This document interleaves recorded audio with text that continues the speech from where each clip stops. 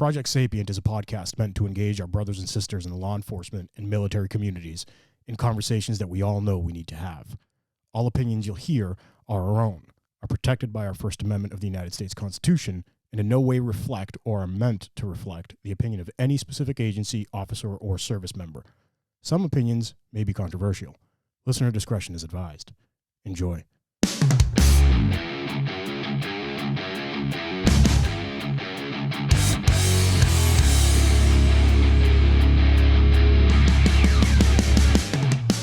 Hello. What's up? What's going on? How you doing?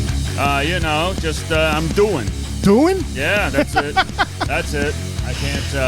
Are we recording? Complain. Is this all good? Dude, don't start with that shit. All right, if we're not. Wait. What are you doing? Just stop fucking yelling at me. Oh my god. Ready? Yeah. Yeah, that was a good one. Come on. That was a good one. Let's get back to it. Well, Sorry about that. All right, how you doing? Doing good. So another episode of Project Sapient, guys. We want to say thank you to our thousands of supporters everywhere. HavocJournal.com, GymJunkies.com, VectorShields.com, WellnessForWarriors.live. We have those ladies on the horn right now. Yep. LiveBoston617.org. Again, subscribe to our YouTube channel, guys. I just ate. Leave me alone. Subscribe to our YouTube channel. We thank everybody. We're getting a ton of visitors from... Oh, yeah. We got Algeria now. Badass. We got a listener from Algeria. We got a listener from Argentina. Yeah. We've got France is still number one for worldwide. So thank you, France. Thank you, France. Yes. It's amazing to see how it's grown. And right now we're a little over 4,500 for listeners. Over that. A little over. So... 4,520. 4,500? Yeah. Badass, dude. I love it. And how many are French? Right now, we've got 31 French listeners. Wow. Yeah. So thank you. Better than none. Yeah. At least they're listening. So we have the ladies from Wellness for Warriors on the horn. Let's get them on. Ready? Yep. 3, 2, 1. There they are. Hello. Hi. Oh, there you are. All right. Damn it, I thought we hung up on them. Yeah. I do have a little bit of an introduction for them, too, though. Oh, jeez. Come on. Oh, no. No, what do you think? Not again. This is going to be the feel for the whole episode. Megan, ever since you talked to him about magnesium, that's all he thinks now. Island themes, man. Yeah, that's all he thinks about now. I suddenly say pepperoni pizza like pepperoni pizza.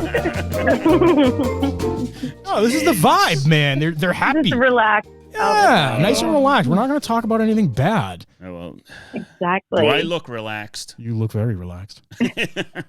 Did that back rub work? Oh yeah, it was awesome. Thank you. Ladies, thank you so much, first and foremost, for everything that you do for everybody in law enforcement, everything that you do for our first responders. Since we had you guys on the show, I know we're not going to get into any kind of specifics, but I know a lot of folks have reached out. And you've helped a lot. And I was saying to Ayman, if we've helped in any way, then it's mission accomplished. Oh, absolutely. Right? Absolutely. Fuck whatever happens with the show or whatever we're doing. Yeah. We've helped somebody somewhere. Yeah. And we want to reiterate, if anybody absolutely needs any kind of help, you reach out to these ladies, wellnessforwarriors.live. Yes, please. On the video right now, we're putting up, the website, so everybody's going to be able to see that. And the other thing that I have put up is the contact form. There's a contact form that you guys have on there, and it just shows everybody, everything's confidential, basic info, first name, email, phone number, whatever, a couple of clicks here and there, and then everything's confidential, and somebody's going to reach out to you guys. So, whatever you guys need, anybody in law enforcement, soldiers, first responders, whatever it may be, do not hesitate to reach out to these ladies. They work miracles. They've worked miracles for me, worked for Ayman, for everybody. So thank you for coming on. Free and confidential. So free and confidential. Anybody needs anything. Yeah. Free and confidential. And that's a big point. Mm-hmm. So today we're going to be doing one of Ayman's articles. Let's pull it up here. Where the fuck is it? There it is. No, that's not it. There it is. The big fat problem in law enforcement. Yes. Written by Ayman. This was back May 7th of 2020. I wrote this. You got a picture of my belly up there. That's nice. Yeah. Well, hey, don't send me pictures of your belly next time. Hey, why did you crop the rest of it? Hey, Ayman, does this fit? Why did you crop the rest of it? Don't fucking lie. Unbelievable. They didn't get that. That went like right over their heads. Yeah, but No, we got it. Yeah. No, they're just staying silent. You don't hear the nervous giggle on my Do we hang up now? Bad connection. Sorry. So with this article, kind of, I go into talking about the big fat problem in law enforcement, which is basically a lot of our law enforcement officers become overweight as soon as they graduate the academy. And academy, and here's the thing. My thing with the academy is you don't go to the academy to get in shape. You should already be in some sort of decent shape, and the academy just makes it easier for you going into the academy that you're already fit, you're working out, and all that stuff. So I've seen it where guys should not be there. They run a mile and they're dry heaving as they're running. So it's truly an issue in law enforcement, especially later on down the line in the career. I mean, so here's the thing. Here's a little hypothetical thing, which it actually does happen. So imagine this: you dial 911, suspicious person in your neighborhood, police cruiser pulls up, confronts the suspicious person. To confront the suspicious person, and the officer comes out of the cruiser, and officer is severely out of shape. How many of those do we see? It's me every night. all the time.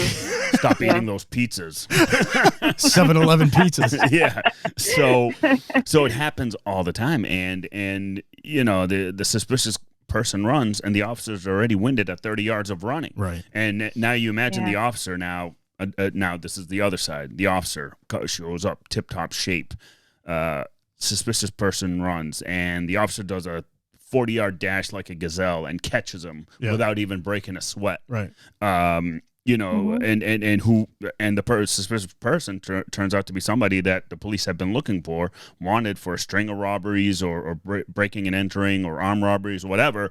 The officer was able to get him. Now, which officer would you prefer? I mean, obviously, I would go with the in shape one. The in shape one, and unfortunately, these days, it's becoming less common for an officer to be in tip-top shape throughout his or her career. And there's a variety of factors. Yeah. Right, and there's also no standard. Once you're on and once you're out of the academy, there's no need to, so to speak, as far as the job is concerned, because no one's testing your fitness level at any point after that. Yeah, I mean, the only time that I do any sort of PT test for the police department is SWAT, a specialty training where we do a PT test every 6 months, and you got to pass and all that stuff. But other than that, you're right. See, there's really no. I'll give you a little standard. bit of a secret that I can give out because it's public knowledge. Major city fucking SWAT team. I never had a standard. Really? But we implemented it on ourselves. Wow. Okay. We did it on ourselves. Okay. And it was like, everybody had to go in and do X, Y, and Z. Mm-hmm. You know what I mean? And make sure nobody would get thrown out or whatever. But because everybody was meeting the standard. Yeah. You know what I mean? I actually think that we copied your standard for it. Yeah. So, but anyway, go on. So here's a staggering statistic. So, well, actually, let me back up for a second. So when a person goes through the application process to become a police officer, there's a physical fitness training PT test, so to speak, that is required to pass. The physical fitness standard is different for every police department across the country, but they all require a new recruit to be in great shape prior to entering the police academy. And like I said, these days it seems that the new officers are going into the academy are out of shape, and they are hoping that in the academy you get in shape, and that's the wrong way of looking at it. So here's another secret. I was out of shape when I entered the academy. Yeah. Completely. I lost. But even so, the Cooper standard isn't really that difficult. So you don't have to be in that great of shape to pass it to get into the academy. Yeah. No, it's really not. Like, what did we have to do? The dummy drag, go through a window, go over a wall, all that bullshit, trigger squeeze, right? I get it. And a certain timed run. We don't even have to do that. You don't even have to do that? We don't even have to. No. Right. Wow. I swear to you. So we have to run 1.5 miles in a certain amount of time. Yeah. A certain number of push-ups in a minute, a certain number of sit-ups in a minute. And that's it. Period.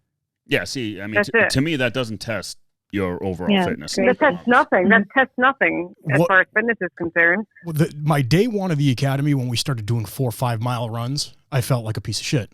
Okay. And I ended up losing 45 pounds in the academy. Right. But nobody gave me shit for it because it was kind of my level of commitment. Yeah. You know what I mean? Yeah. And when I came out, it was tip top shape. I should have, I wholeheartedly agree with you. I should have gone in better shape. It would have made my life easier. Yeah. You know what I mean? But I didn't. Yeah. So I don't know if, like, I agree with you, but I disagree with you because it could bring somebody into the proper mindset too. Well, that is true, but the mindset, to me, the mindset should have started when you realized or you apply and you're like, all right, this is my chosen profession. Right. And now I got to get into the shape. I got to do this. I got to do that. I mean, so here's a study that, what do you call it? Nature Publishing Group published back in 2009. They found that 43% of recruits were overweight and 33% were obese prior to beginning the academy. And this was in 2009. So, I want to get the ladies' feedback on this too. Absolutely. I'm technically, quote unquote, morbidly obese. Yeah. Because I'm 5'11", 220 pounds. My body mass index tells a different story. Yeah. But every single time that I go in to the doctor, they're like, "Oh, you're obese. You need to lose weight." And I'm like, "Fuck off." No. Well, I'm the same way. I'm the same way. So are you and I? Yeah. Do you and I fall into that standard? Well, it's a. I mean, I'm sure the ladies can attest to this, but it's an archaic standard. Okay. It like 100%. Yeah, I mean, in the military, every time I had to get tape tested because, I was 5'10", I was 225, I was, I used to blow away the PT test like it was nothing, but because of my size, I had to get tape tested just so they can say, yes, Ayman's not morbidly obese according to the standards, because in the military, that really hurts you for promotion and stuff in the, down the line in the military. And same thing over here. Like you said, I go to a doctor and he's like, "Hey, dude, you weigh 215. You might want to lose." I'm like, do you realize I work out every single day? And it's like, it's not the case. Yeah, you want me to go flip your fucking car over? Exactly. Or I'm in mad. Right. I just tell me I'm obese again. Yeah, exactly. Asshole. Exactly. So eat my Twinkie now. Yeah. So the beginning of the downward spiral, right? So this is when the recruit gets on the job, rookie officer. Right. Recruit goes to a 12-week field training program where the rookie practices of what he or she learned in the academy, learn paperwork after an arrest, utilize basic investigative skills. The rookie is partnered up usually with a veteran officer, otherwise known as, listen, I just already yelled, "I'm in smash." I'm about to do it again. Don't smash. All right. It's all about love here, remember? Oh, no, you're driving me crazy. Really? That's what I hear. Really? That's all I hear. Oh my God. Keep going. Why do you stop? Keep going. All right. So the veteran officer is usually the best, quote unquote, at the job. And the veteran is in shape, keeps their cruiser clean, boots always polished, great command presence, and very well versed in the training program. Yep. After 12 weeks, the rookie is now on their own, and they have their own cruiser, responding to calls, pulling cars over, and all that good stuff. And all of a sudden, they start eating like right away. You start seeing the unhealthy eating, the binge, the bad eating, habits, bad habits. Going to the local, Cumbies or 7-Eleven, and grab bags of chips, hot dogs, the microwavable, disgusting pizza that I don't think is even pizza. And can I tell you what I did the other night? I have to make a confession. Oh my God! All right, go. Especially with, I don't know if I'm gonna get yelled at by the two ladies on the phone too. Right, here we go. So I forgot my food. Okay. I was very hungry. Oh no! And I went in and I'm like, all right, let me go get some of that. Have you ever seen that packaged bacon? No. Oh, never. Let's not talk about that then. So I went past like the dairy. Are you aisle. talking bacon bits for dogs? It had a picture of a dog on it, but I didn't think it was for... It tasted fucking great. But anyway. Oh my God. Stop. Listen to my story. God damn it. So I went past the dairy aisle And instead of getting like a little thing of cheese or something, somewhat healthy, I mean, quote unquote healthy, right? Yeah. It was fucking staring at me, dude. What? Piece of cake. Oh, you went for it. Cheesecake. You went for it, didn't And you? it was 3:00 in the morning. I'm hungry, and I ate a piece of 7-Eleven fucking cheesecake. Oh no! What else was I supposed to do, though? Talk about your glycemic index skyrocketing out of nowhere. Oh yeah. Yeah. Oh my God. Oh yeah. But so you know, so the officer, you know, gets into this bad routine, and I've seen it. We see it all the time, and you can tell the officer is just getting out of shape or is stressed, and the rookie is already exposed to homicides, sexual assaults, child abuse, domestic abuse. So it's piling on, and now the officer, and on top of that, you're a newer officer, or you're a new officer. You're getting forced all the time because you're the new guy. You know, You're starting to get mentally broken down, dude. Yeah, exactly. So now it's one of those where it's a rapid decline, and in short order, they're at unhealthy weight. You know, uniforms too tight, boots no longer polished. They're no longer taking, you know, they're taking on a lot of bad habits. Right. And you know, my big thing is obviously, you know, since the Army, I've always taken time for physical fitness no matter what.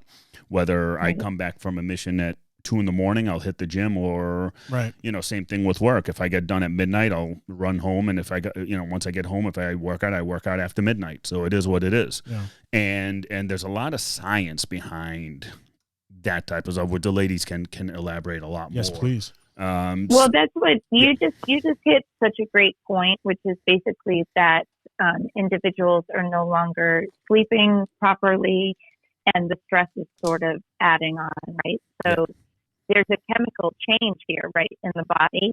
So you start to make less of leptin, which is going to make you want to eat more. So this is actually a chemical change that's starting to happen in the body. So you're sitting in the cruiser for, you know, whatever. You guys tell me how long, but 8 it's hours. going to be one of those 8 to 16 hours. Right. Emergencies, you're there for 20 hours. Who knows? Right. Yeah. Yeah, and you're exhausted, and then add in the stress, right? So now your cortisol is starting to elevate. All of these different things start to make you actually become more hungry and crave more of the foods that are not that good for you. Cheesecake. So it's actually Cheesecake. exactly the cheesecake, and it's a chemical process that starts to begin to take over. And if, like you're saying, if you don't combat that with the exercises, then, you know, you're new on the job, you're exhausted, you think, I'm just going to go home, I'm going to sleep. But guess what? Now your mind is going, and now you're not sleeping that well. So maybe you get up and now you're eating things that aren't that healthy. So it really does start this rapid process where it is very chemical. Yeah. And it becomes just a continuous process, because once you start eating poorly, that's all your body craves is the junk food, is the, you know, saturated fats, the sugars, cookies, sugars, the bad carbs, stuff like that. And it takes a while for you to kind of break that cycle and break your body's need for that stuff. It takes about 2 weeks of not having it for your body to no longer want it. 2 weeks. Oh yeah. So I used to challenge my guys, the ones who, you know, we are glued to Dunkin' Donuts, right? So we always go over there, grab our coffees, all that stuff.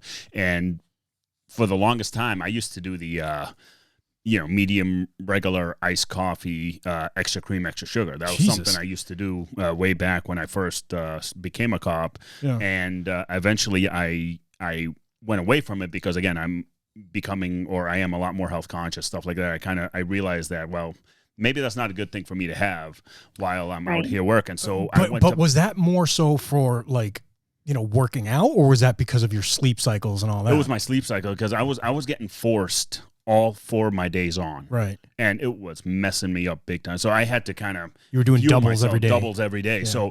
So what I eventually did was, to teeter away, I went to straight black coffee. So I went cold turkey. That's what I did. Yep. And it literally took about 5 days until I had the acquired taste of black coffee. Oh, shit. So that's what I tell all the guys at work, and a lot of guys that did change to black coffee. They tell me to this day, they're like, man, it did take exactly 5 days. And it made a little bit of a difference. Oh, big difference. One guy lost 10 pounds like that. Just because of that. Just because of that. Yeah. Mm-hmm. Yeah. You know, Yeah. so those little things. I used to, you guys will appreciate this. Back in the day, I would have sodas and, junk food and all that stuff. Like and Ayman knows this. I eat a tremendous amount of food. I just don't eat junk, except for that cheesecake once in a while. Yeah. But when I cut out soda, and I cut out chips, and I cut out that, it was like a 15-pound drop. And I was like, holy shit. Yeah, no, it's ginormous. I mean, go ahead, ladies. I was going to say, it's also the change that you're making have to be sustainable. Yeah. So I'm not a proponent of you can do black coffee kind of cold turkey because it's not like an enormous thing as in like eliminating all carbs or eliminating all of something because that's not sustainable. And a lot of guys that I work with do these kind of yo-yo diets where they eat like crap for 10 months of the year. And then the summer comes and they're eating like Slim Fast meals that are made for like a teenage girl. And things and that's like probably that doing more not damage healthy. to you. Oh my God, yeah. Absolutely. So any change needs to be something that that you can stick with. Yep. And there's a lot of different things that you can do. Like if you like black coffee, they make like no calorie, no sugar sweeteners which aren't bad for you. That you can put in there so you still feel like you're getting something and it's a little bit sweet, but your body's not going to be like addicted to the sugar again. Right. Yeah. Well, so you speaking of the yo-yo diets, and so I worked with a guy while I was on the task force, and he did this ridiculous, crazy crash diet that I told him it's actually more dangerous than anything. You're going to hurt yourself. Yeah, you lost weight, but it was your body telling you, hey, I need food, losing type weight, So he get this, he would only eat 1,000 calories a day. Jesus. But he would work out twice a day to burn 2,000 calories. So he's throwing his body for a complete loop. Oh, it completely messed him up. Yeah. And the minute he stopped, guess what happened? His weight went right back up. Probably more. It goes the other And way, more, because the body was in such chaos that it was, there. When you go into ladies can also talk about this. When you go into a caloric deficit, let's say, my maintenance calories is 3,000 calories just to maintain where I'm at. So I usually knock off 500 calories, and now I'm able to, drop weight little by little. Right. Not this crash diet of, I'll eat 3,000 calories. Yeah, but now I'm going to go down to 1,000 calories and work out. But see, here's like everybody's different, right? Yeah. And that's what a lot of people need to realize is that just because it works for Ayman or it works for Peter doesn't mean it's going to work for John. Yeah, exactly. Or, you know what I mean? Right. And I think you ladies can attest to that too. Yeah, so I just, over the course of my life and with fitness and athletics and things, I've tried a bunch of different kinds of diets, high carb, low carb, carb cycling. Yeah. And I've noticed what made me feel the best and what I've stuck with is the keto diet. Yeah. Again, not for everybody, but I think everybody's different. So when we work with people, like you're the expert on you. I'm sure by the time people get to us, they've tried different things. So tell me what you've noticed works for you and we'll build off of that. But when you have your base metabolic rate, the number of calories that you burn sitting still, doing nothing all day, it's usually, like for women, it's usually around 1,500. For guys, it's higher. You take that and the 500 calorie deficit is great because then you're slowly losing weight and you're not depriving your body of any needed nutrients. Oh yeah, I mean that's what I tell everyone. Yeah, that's what I tell everybody is, they'll ask me, oh, what do you do? Like when I gain weight, like when I go to bulk up and gain weight, I'm close to 4,000 calories a day, which that's my norm. That's so the guys see me. I've got a massive cooler when I do that of all kinds of food, meals, like all kinds of stuff. Yeah, and then they see when I cut, they're like, oh, I mean, you don't have as much food as you usually you're eating do. like a bird. Yeah, it's like, so, but what they're not realizing is I'm still sort of eating the same, but the portions are less. So again, it's all about, you need to know your own body. And I agree with I think Gina Marie said that, you got to know works for you. What works for you may not work, like you said, what works for Pete may not work for me. And that's something that everybody listening can call Wellness for Warriors about. Yeah.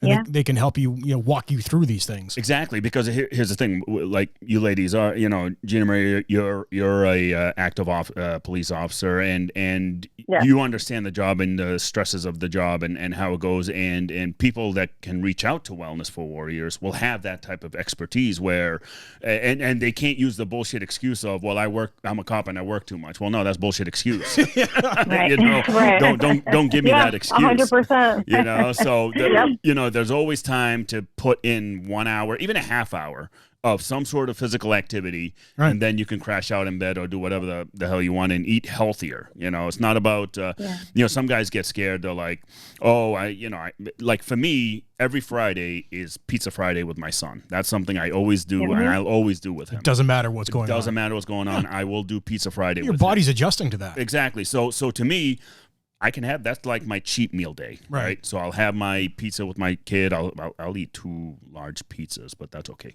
But what's wrong with that? Small cheat, little cheat. Well, no, they're the bar size pizzas. So big guy like me, bar size pizza, I got to have like 2 or 3 of them. I can't eat. I know the place you're talking about too, and I'm fucking hungry now. You know where I'm talking about. So one thing I want to go over real quick is Mayo Clinic study. Where is that? Am I on the right? Yeah, you're on the right one. Okay, Yep. okay. So Mayo Clinic, according to Mayo Clinic, researchers have linked sitting for long periods of time with health concerns, including obesity and metabolic syndrome, which is a cluster of conditions that includes increased blood pressure, high sugar, excess body fat around the waist, and abnormal cholesterol levels. Now think about it. We sit in a cruiser. Yeah. All that weight in our hips, our vest, everything is going to travel right down to our lower abs, our hips, and our asses, what's the technical glutes. Our glutes, and it's very true that it all that stuff happens, and that's one bad thing that I always like during the summer for me. I hate sitting in a cruiser. I get out and walk around. Yeah, because you know what? Yeah. First, it's great intel to walk around because you'll just talk to anybody, and I'll talk to anybody. I don't care. And 2, you're getting a little steps in. Some little walking around, stretching. The your legs. blood flowing's different. Oh yeah, you know what I mean? Yeah, I mean, if I know guys that will sit in a cruiser, if it was completely dead, nothing going on, they will sit in the cruiser for 8 hours straight, other than using the bathroom or doing whatever, and they probably have a cup to pee in, actually. That's disgusting. That is, I have never done that. That's I've seen that a couple of times, and I'm like, what the fuck is wrong with you, dude? Hey, listen, doing long surveillances, I have my own CVS pee cup, all right? Get the fuck out of here. Hey, no, God, hey, no. I have sat on the top of fucking buildings for 30 hours, and I'm like shaking because I'm holding it. That's gross. No. That nasty as motherfucker. I always say, the world is my toilet, and I will pee anywhere. All right. Nasty. So, anyways, Project Sapient does not endorse peeing in public. In public. Okay, that's okay. So anyway,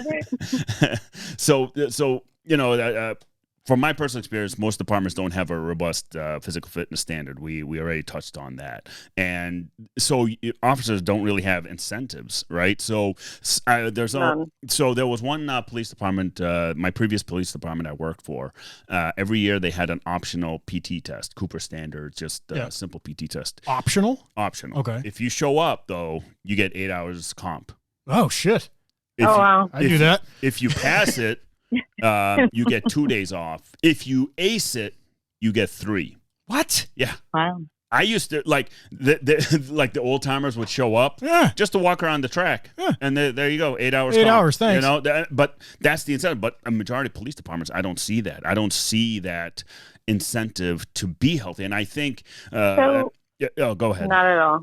No, and what I would say to that though is that the incentive is really, even though it's potentially not out there in the departments. The incentive is really around, I guess, going back to what we had talked about the last time we were on the show, which is the sort of mental health aspect of it, right? Yeah. Because if you're working out, you are going against everything that's sort of taking you down, right? So now you're creating more endorphins. Your self-esteem goes up. Yep. You have better sleep. Your energy is better. You're more resilient. And so when the job is getting to you and you feel tired and, things like that are happening to you and you think, oh, I'm going to have a drink, right, to ease the stress. Well, you know what? Doing a run might be better for you, right? Now you're going to release the endorphins. You're not going to have those sort of maladaptive coping mechanisms that get you into this downward spiral. Yeah. So the incentive can be more for your own self personally, as well as, mental clarity, sharpness on the job, all of that. It really does help you.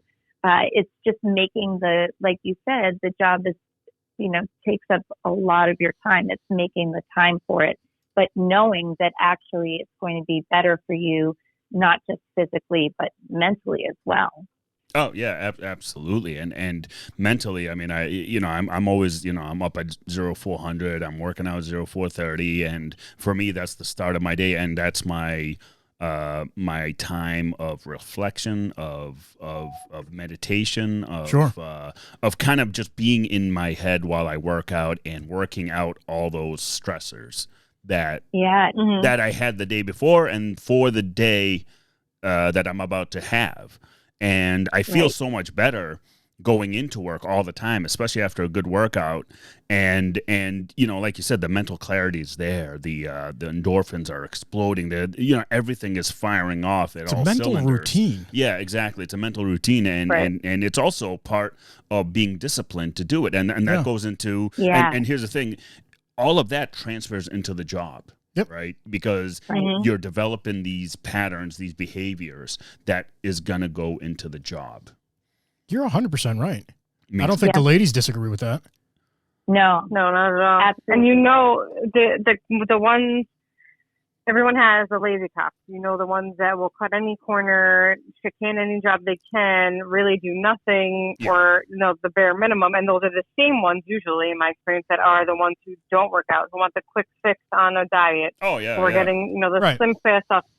It's all in personality and how they look at things, and that's how their job performance is as well. Yeah, exactly. I actually have guys at work that reach out to me, and I put workout plans together for them all the time. Nice. And they feel and see the difference, and they love it. So they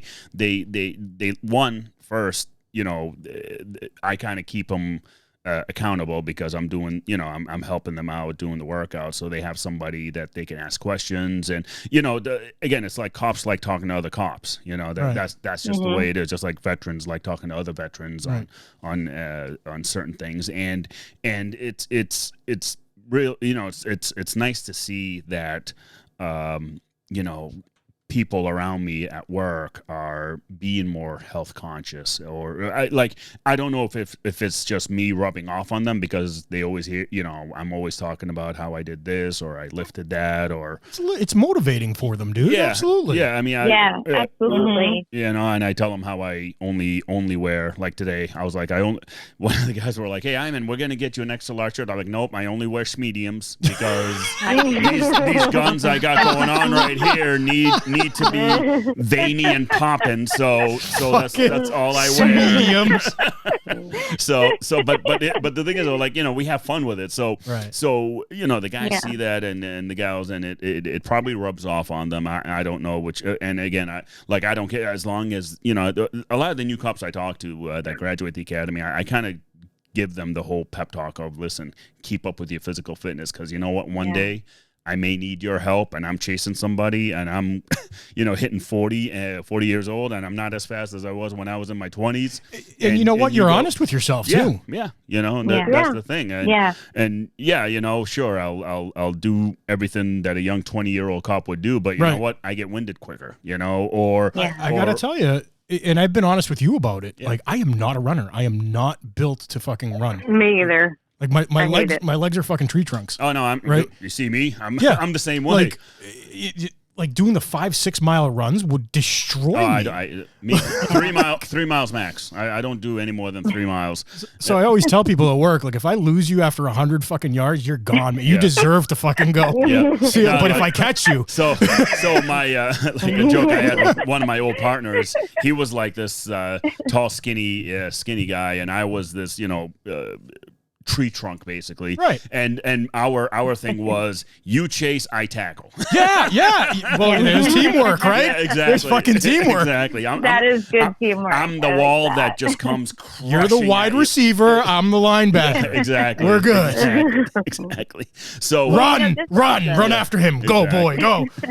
So I want to go over this study real quick, and ladies, I want your opinions on it. All right, it's from the CDC.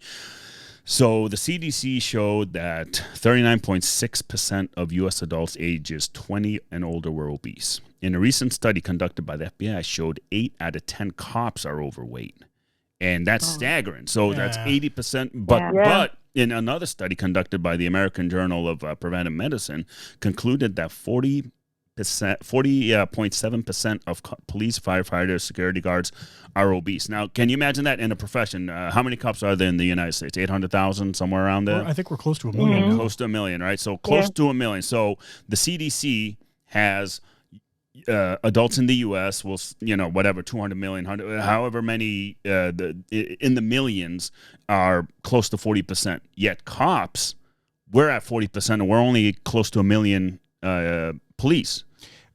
Yeah, it's kind of staggering. Well, look, first of all, it really is. I don't really trust the CDC that much with all the fucking. Oh, geez, here stuff we go. And like I personally think that number might be a tiny bit high. I would like to think. Yeah. I would honestly like to think that, because in such a dangerous profession that goes from 0 to 1 million in a heartbeat, and you need a physical ability to sometimes save your life, save someone else's life. Like, how it still boggles my mind that so many cops are overweight and unfit. Yeah. Because you may not necessarily be overweight, but are you fit? Like, can you struggle with someone for more than 2 minutes? Right. Can you come save my life if I needed you? Could you run to where I am and then help me? Well, that's what I tell guys is after that foot chase, do you have any more in the gas tank for that fight? Because that fight that's the most critical part. Right. Why are you getting in the foot chase if you know you can't finish it? Yeah, right? Exactly. Yeah, exactly. I mean, that's interesting. where fitness level comes in.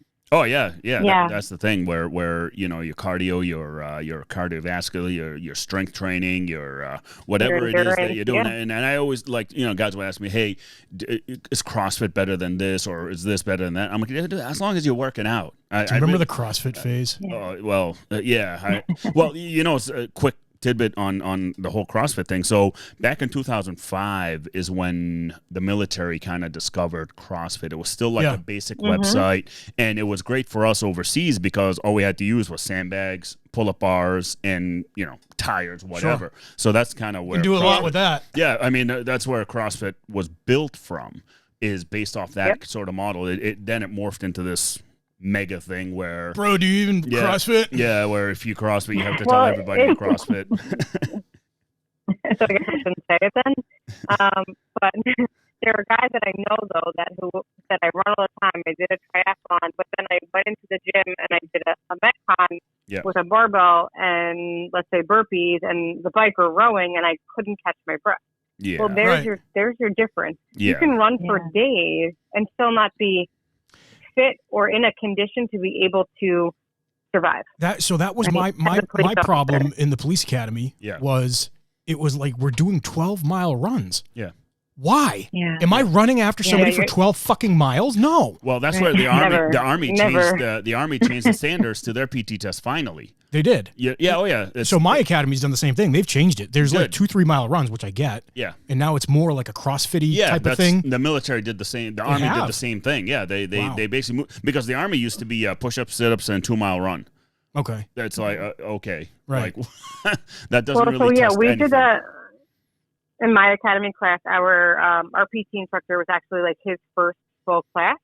So he was great. He took a lot, because the old school stuff was like a lot of sit-ups, a lot of push-ups, a lot of jumping jacks, like that old school, like you'd see on TV and in a movie, kind of stuff that was not the 50s calisthenics. Fit. Yeah, that's exactly what it was.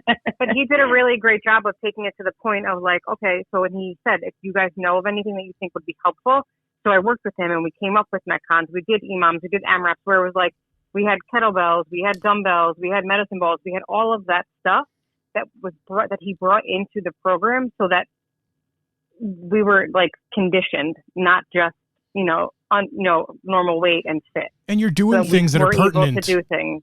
You're doing things that are pertinent to the job, right? Yeah. Mm-hmm. That's the thing. Like Bobby always says, because I lift heavy weights, deadlifts and stuff like that, because sometimes I have to run around with a freaking rifle shield. Right. So I need 65 pounds. Right. It's not. I need that fitness, because there are times I've taken that 50-pound shield and had to run 6 flights of stairs up. Because it's never on the first floor. No. No. It's never on the first floor. And there's always pit bulls involved. And there's pit bulls. Yeah. So it used to be my punishment on the team, by the way. They'd say, "Oh, Pete's on the rifle shield," and I'm like, "Fuck." Yeah, exactly. I've learned to condition myself for the specific jobs I have. Yeah. So my conditioning is tailored to the job. So to SWAT, to whatever else I do for the PD. To me, it's very important to do that. So it's kind of, to me, it's not so much. I mean, yeah, there are officers that do the bodybuilding, and officers that actually are getting into jiu-jitsu, which is great. It's great. And there are officers that are actually kind of thinking outside the box and getting into actual programs to work out, whether it's boot camps or whatever, and it's great. And it's nice to see that sort of movement. But on the police side, they don't, to me, law enforcement does not dedicate enough time to an officer's mental and physical health, where if you take care of the officer's mental and physical health, you'll have an officer that will last maybe 5 more years, 10 more years after, after retirement, especially. Retirement. Well, yeah, there's a reason why cops die after 5 years. After 5 years of retirement. Because the police department never took care of any of those. Do you know how fucking scary it is thinking about that? Yeah. Especially like, I've got almost 20 years on. Yeah. Right. And it's like, wait a minute, what? Yeah. I'm going to survive 5-10 years after I retire. Maybe. Fuck you. Yeah, exactly. So you got to work. I mean, we've had a couple guys that retired 5-6 years ago, and then they passed away. Right. It's just. Oh wow. Yep. It goes into what you were saying earlier about the diet as well, because yes, like we're talking about body mass index and all of that, but if you're not like, you were talking about these crash diets, so maybe you look very lean, right, but you don't have the energy for it, or what are you doing to your heart? Like that's a very important piece, is the nutrition piece of it. You can drop the weight and still not be able to run to the end of the block, right? Because now you don't have the right nutrients. Yeah. Or now you're setting yourself up for, hard cap. Yeah. Those pieces are so critical to making sure that you are, fit physically and mentally. Yeah, exactly. And depending on what I'm doing, I switch it up in terms of my powerlifting, bodybuilding / CrossFit type workouts. Hey, listen, I'm a man of many. Listen, I got ADD, and if I find something, I'm just gonna go do it. So my workouts are all over the place. So when my food intake the day before depends on what I'm doing, what I'm going to work out. So if I know it's going to be like a heavy powerlifting day, I'm going to carb up, because I'm going to need that the next day as my body processes the carbs and all that. So that's the thing. People, again, every individual is different. You got to figure out what works for you as an officer, and people, a lot more people than you think depend on you. And I think this job, more than anything, you need to be in that tip-top shape at all times. Holistically. Well, it just boggles, exactly. Yeah, but it boggles my mind how officers are not doing it for themselves.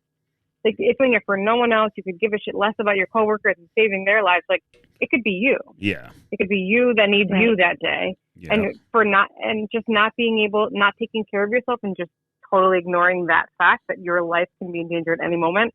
Yep. And you're not going to be able to save yourself. Yep. That, I just don't understand. I don't get it. It's I because really don't. And it's not difficult. There's a lack of imagination. guys, right? Like, am I wrong in any way? There's a lack of imagination. There's a lot of cops are out there saying it's not going to happen to me. Yeah.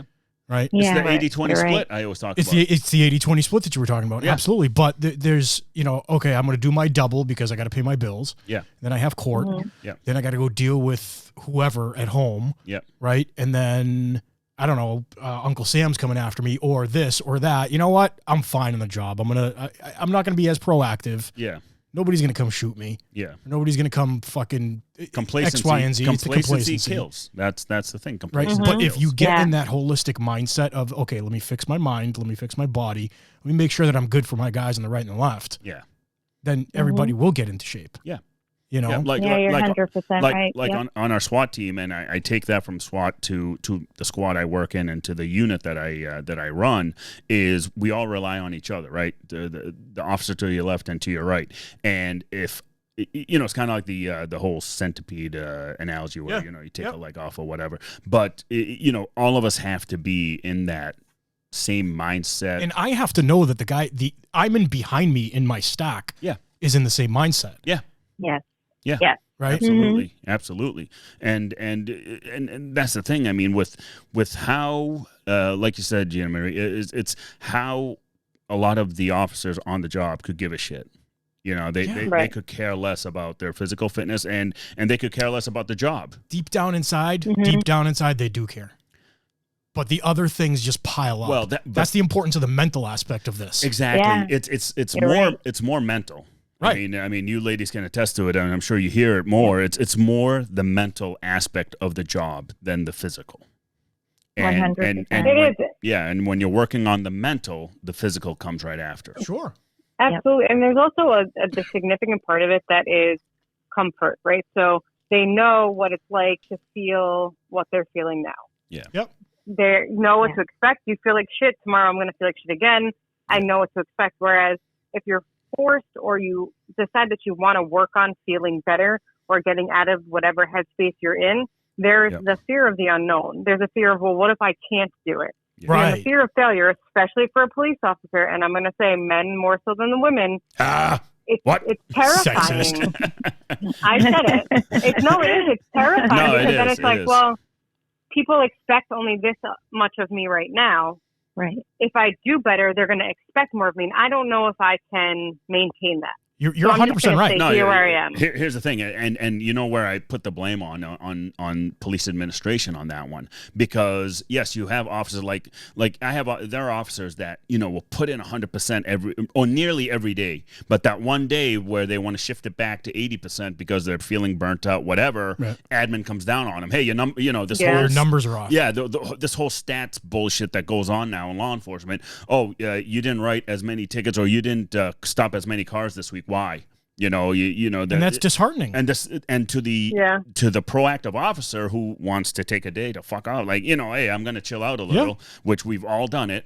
It is disheartening. Yeah. It's like, all right, why am I going to work my ass off if they think that that's all I'm going to do, and I'm not allowed to scale it back a little? You're totally right. Right, especially, and then because on the flip side of that, there are the officers who are not proactive and don't get their balls broken. Yeah. Because that's just what's expected of them. And the one day that I'm a little bit off because maybe I didn't sleep so well last night, or I don't know, I have a baby that woke up in the middle of the night, Right.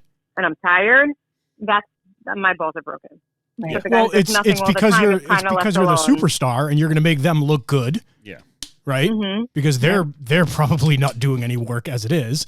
And they're like, oh shit, my superstar is lacking. Now I'm going to look like shit. I have to answer to somebody. Yeah. The point that like my biggest thing with any kind of police administration is that they don't realize that they need to, kind of like in corporate America, you need to invest in your employees. Oh, absolutely. If you right. invest in your 100%. employees from top down, if you go into your employees and say, guys, if our chief, our commissioner, whoever the hell you might have, came and said, you know what, one of my main priorities moving forward is to make sure that our mental health is there, our physical health is there, and then fuck the rest of it. Yeah. Yep, Guys would you're be so like, right. I You're want to so work right. for this guy. Oh yeah, because here's the thing: if the administrators work on only those two things, everything else will fall into place. But just think about it. Think about the I don't want to say the downward, the domino effect of that. Yeah. Right. If you're working on your guys' mental capacities, if you're working on the physical capacities, your costs are starting to go down too. Yeah. Oh, well, yeah. That's your the thing health with insurance. Health insurance. Exactly. I was just going to say that. 100%. You're so right. Yes, that's exactly it. You know what I mean? So this isn't, and these are fucking PhDs that are getting into these goddamn levels and they don't understand it. Yeah. Yeah. And it's mind boggling. Like take one small chapter from corporate America. Well, you know why? Because most of the management books talk about theory. Exactly. They don't talk about practical policing. It's nice to talk about theory, right? Yeah. Because theory brings out things. It brings out practice. Yep. But when you're that bookworm and all you see is theory, right? That's all you're going to see. Well, John Smith 10 years ago said that we're going to do this and that. It's like, no, dude. That's true. Like, I mean, it brings it back to what Gina Marie was saying about, the 1950s fucking calisthenics. Yeah. 25 push-ups, let's go. Yeah. Like, really? Yeah. I mean, it's really real, and it's an issue, and that's the thing. The percentage with obesity in the U.S. alone is troubling, and the obesity levels in law enforcement is even more troubling, and that's something that police leaders and administrators really need to look at, because if the officer looks sharp, acts sharp, he's going to be sharp. You're going to have that razor edge, that tip of the spear officers that are going to be out there doing the job. You know what I'm thinking of, right? Mm-hmm. What? When you said tip of the spear. What are you thinking of? What's the thing that we said last time that people loved? Oh, tip of the spork. Tip of the spork. That's me. Yeah. Tip of the spork, baby. Yeah, they want us to make a patch of that. I'm making one. I'm in the process of making it. Tip of the spork. Tip of the spork. That's us. So again, the administrators and legislators, elected officials that are part of the public safety committees, stuff like that, and they also need to look at it, and they need to do a standard across the country where a yearly PT test is required as part of the job. I mean, it blows my mind to think that law enforcement never got that type of kick in the ass where you're like, hey, you guys are supposed to be in shape. Well, see, and that's the thing too. And I think what is the quote? It's like an effective force looks like excessive force. Yeah. So if you don't know what you're doing, and if you can't finagle anything, and you can't win the fight, and you're struggling the entire time, it looks like you're using way too much force when you're actually just losing. Yeah. Exactly. Yeah, exactly. The optics of it alone. Yeah, exactly. Yes. Exactly. So you're better off training your officers to do things, to be fit, to take care of themselves, so that, God forbid, something does happen, or when things do go down, they can handle their shit, and you don't look terrible on the news. One of the biggest things that got me very fit was obviously being on the team, right? Yeah. And then having the opportunity to have a gym in-house at the base, right? And being able to work out whenever I wanted. When I went back to patrol, I was like, okay, where's the gym in this place? And they were like, it's upstairs. And I went upstairs, and you needed a card swipe access, and I would swipe, every door in the city I had access to, right? And I swiped it, and it was like, you can't get in. And I'm like, why can't I get in the gym? Yeah. And I went down and I talked to one of the supervisors. They're like, oh, well, you got to pay. And I'm like, excuse me? What? You got to pay to use my own fucking gym in the station? And they're like, yeah. So I could have seen it completely demotivating me. Yeah. Like, I'm not paying them. Yeah, no shit. That's right. Yeah, that's bizarre. Well, we don't even have a gym. You don't? We have we have no gym. No gym. And our fire department has a really nice one that we're not permitted to use. Of course. Well, it is the fire department. I mean, they don't want you to get comfortable or spoiled. So I used to raid the fire department's fridge all the time. Oh my God. Yeah, you know what? It doesn't surprise me in the least bit. And here's the thing, like I was going to get into with command presence, right? I mean, talk about command presence to have that in shape officer, right? Sure. Who's locked on. I mean, it brings back a story at my PD that I was told recently, and it was like, oh my God. A couple officers were off doing an FIO, and the long story short, my guy shows up, my officers show up to back them up, and the entire time this dude had a pistol in his pockets. And that guy, if I don't remember the exact quote, but my officer said that when he was talking to the bad guy said the only reason why he didn't shoot is because they showed up. Oh yeah.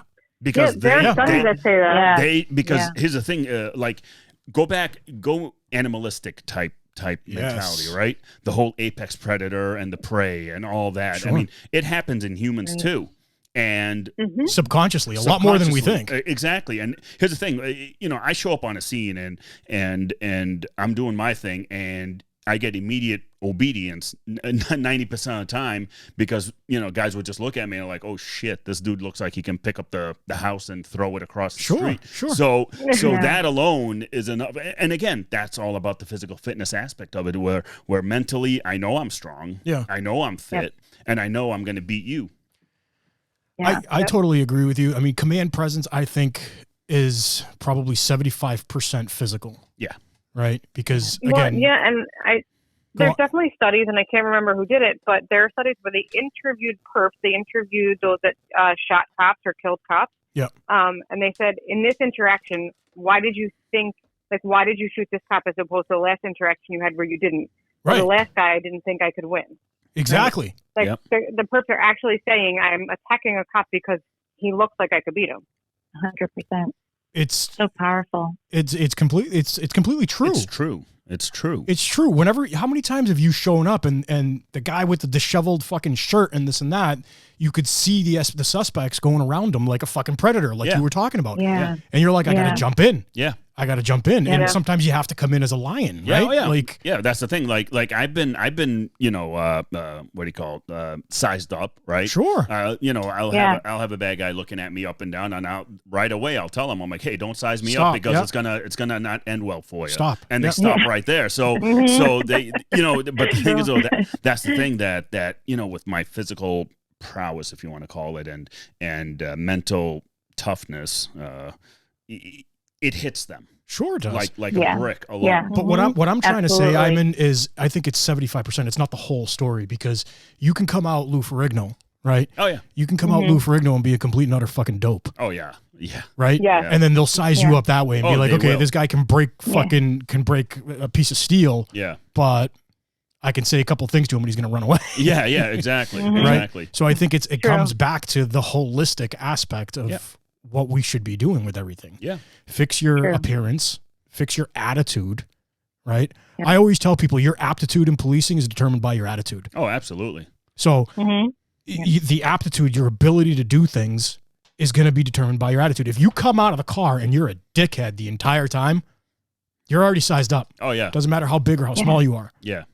Yeah. Right? No, yeah, 100%. And that's the thing that you know, with me and training and the way I do it is, to me it's you know, let's say I'm about to bench press a heavy weight or whatever, and to me it's I got the willpower to do it, but it's the resolve that for me, it's the resolve. Yep. That's the most important part of my workouts is, can I get that last rep in? Can I get that, you know, last run in or whatever I may be doing? Yep. To me, that's where the fight is. Oh yeah. It's not the first 10 reps. It's the last It's two. the last. It's the last two. Yep. Those are the most important part. And those, when you're to burnt me, out. Exactly. And to me, that's me running, catching the bad guy. And now my resolve needs to take over and finish that fight. Dude, you're absolutely right. Your last line here in the article states cities and towns should not only invest in their infrastructure, but also in the fitness of their first responders. In the end, they're the ones who are called when something bad happens. Yeah. You're totally fucking right. It comes back to investing in your people. Yeah. It costs money. Now, if we know that some of these departments aren't going to invest in their people, but we have resources like Wellness for Warriors. Yeah. Right? Oh, yeah. Like the two people that we have on the phone. Yeah. Yeah. That 100%. are these free resources that people can call and talk to about anything. Yeah. Right. Anything from nutrition, physical fitness. I mean, ladies, you go ahead and you tell us what first responders can call you for. So with regard to like the fitness and nutrition stuff, they can go on the website, Instagram, whatever, get in touch with us, and contact us and ask us for whatever they need. As far as nutrition and fitness, I will do, and I have done, I am doing, giving people workouts. So I will give you 20-minute workouts. So there's no equipment involved, but if you have a kettlebell or a sandbag or something, I'll make those workouts using the equipment that you have. 20 minutes a day. literally, there's no excuse not to do it. You're going to watch TV for 20 minutes. You can work out while you're watching. Like TV. if you look at the contact page, right? Again, it's all confidential and it's all free, but you literally have a list here, and it's yoga, stress management, peer support, sleep support, meditation, fitness, nutrition, mindfulness. Like, you really are covering everything. Yeah. You know what I mean? Well, the holistic part. The holistic part of everything. Yeah. Absolutely. Yeah. And these ladies get it. Yeah. They're not like, oh, we went to school for it and that's it. Yeah. They get it They from every do. aspect. Yeah. You know what I mean? Right. Yeah. Absolutely. And we get like the mental piece of working out. And I think that I've told so many people this, the hardest part of working out is getting started. Oh my But God. once you're in that routine, because you can make up every and any excuse not to do it. But if it's 20 minutes, okay, it's only 20 minutes. I only have to get through 20 minutes. Once you start that and you feel good, the next day is not so hard. And once you're into the groove of it and into a routine, it's so much easier to get in there. And then we combine that with a little nutrition help. And I'm not someone who's going to come and be like a Gestapo and a Nazi and be like, you can't eat anything that you like. Yeah. Because that's not realistic. No. It's not, realistic. exactly. And it's not going to be helpful to you in any way because you're going to be like, well, fuck this. I don't want to do this. I don't like any of this stuff. So it's a waste of my time. It's a waste of your time. And the cycle continues. It's simple things. Exactly. Yeah. Exactly. And it's all simple things. I don't ever, even for myself, like in my house, I don't really cook anything that takes longer than a half hour to cook because who really has time for that?